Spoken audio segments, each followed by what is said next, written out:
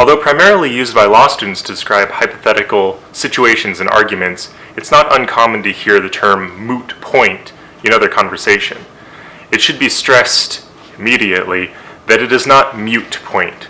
Mute point is functionally meaningless. Something that is mute is something that audibly produces no noise.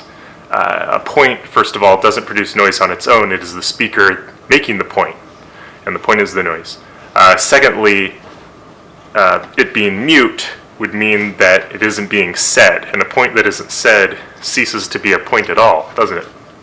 Regardless, the original definition has come a far cry from what it's used colloquially.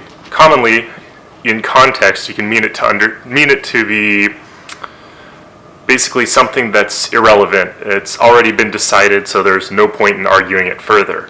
And this is in direct opposition to the original meaning, which is a point or idea that is still up to debate. Another term for it could be the jury is still out. There isn't such a defined answer as to be a fact, something that's up for debate.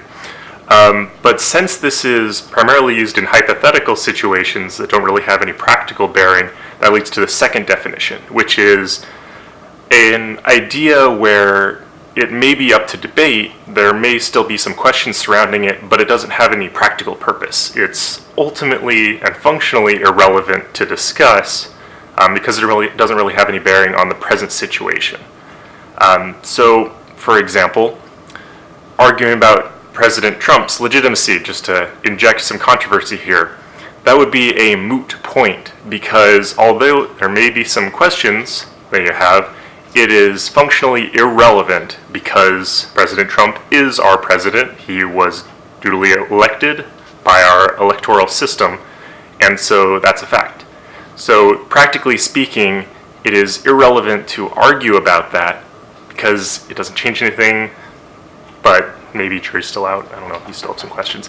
Regardless, the fact of the matter is that a moot point is one that is up for debate. There are people still conversing about it, but it doesn't really have any practical bearing. And this goes back to it originally being used in British English as a sort of mental exercise regarding some hypothetical situation.